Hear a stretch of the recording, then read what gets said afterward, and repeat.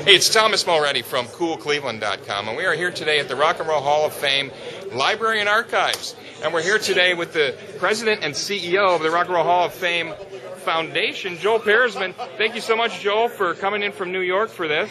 Well, I come in here all the time. You do? I'm a big supporter of Cleveland. There's a good reason for you to be here this week, of course, with the inductions being here. But talk about the Library and Archives. This is a really special project, and I know you've been involved in it for a long time.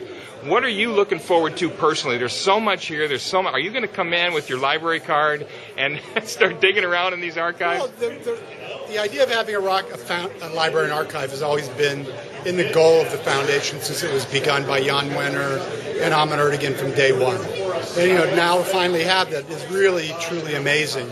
And be able to walk through here and root through stuff and look at magazines and ask for certain things and be able to find things about their history of rock and roll is really pretty incredible. You know, we're kind of inventing this as we go with the Rock and Roll Hall of Fame. If you remember when it first came around, people were wondering, why would you do something like this? What's it for? Well, now we're starting to sort of create this. We're starting to figure out, well, why would people actually want these? What do we got here? Records of people? This is the art. Again, it's an oft-used term, but it is truly the art form of our generation. This generation, from 15 to 75, grew up on this music. It's been in our blood. So you can always need a place, and that was the idea of starting a Rock and Roll Hall of Fame to begin with, is to recognize this music and its importance in our lives and culture. So to be able to have a museum that can represent that, and now that have a library and archives that can represent that, is really, truly amazing. And not only amazing, it's important for our culture.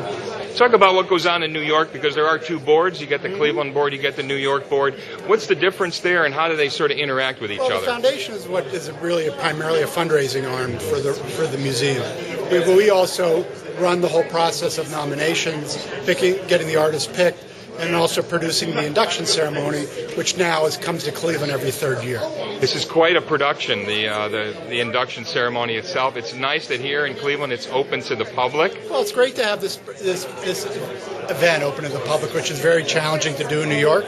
And this year to be able to, again, to have 5,000 of the public to be able to sit as well as the people that are sitting on the floor, to have it broadcast on HBO, which the show will be broadcast May 5th, Saturday night, May 5th on HBO, is really something that not only is great for the museum, but it's really great for Cleveland, because it really kind of takes what goes on here and shows it to the rest of the country, and have a marketing partner like HBO to really tell the story is incredible. It gets bigger and bigger every year. You've been here about 6 years now or so. How have things changed? Is it an easier sell now when you say, hey, we'd like you to participate in the induction ceremony, or we'd like to talk about your archives, your personal archives? I mean, how has things changed? It's still challenging, but I think now that you have a physical place, for years we were talking about something that didn't exist. Right. And you're asking for people to give you something that you couldn't physically show them what it was.